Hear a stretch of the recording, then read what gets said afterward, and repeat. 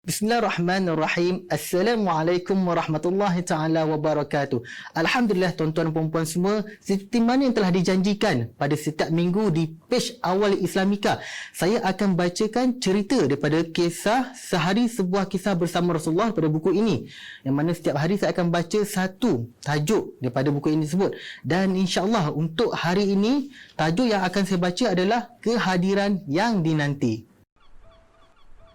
Bumi dihiasi bunga-bungaan berwarna-warni, burung-burung kecil dan pelbagai jenis buah dan sayur. Kanak-kanak berlari keriangan, sungai mengalir tenang, namun di sebalik keindahan itu, dunia masih sepi dan kelam. Pelbagai kejadian aneh sedang berlaku di dunia ini.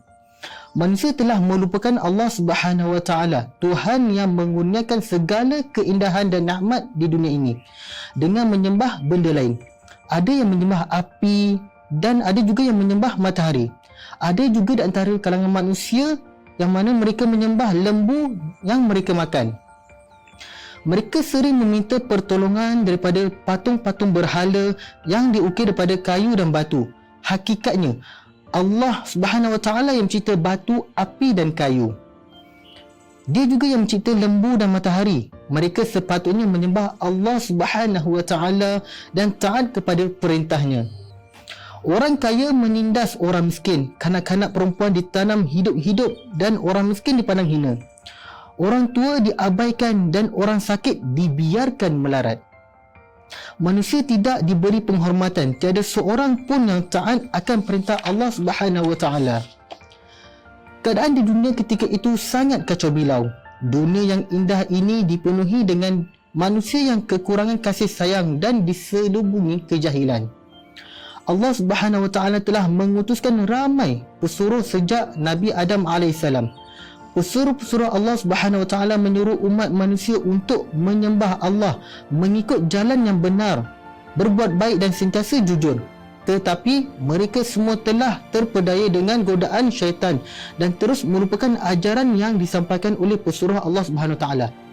Tuan-tuan dan penonton semua, daripada zaman Nabi Adam sehingga zaman Nabi Isa, Allah telah utuskan pada kita, yang ini Rasul dan Nabi, untuk menyeru umat pada ketika itu untuk mentauhidkan Allah Subhanahu Wa Taala, untuk berbuat baik dan mengamalkan akhlak yang baik. Tetapi manusia itu mudah lupa. Qala Arabi an-nasu nasiyan, manusia itu pelupa.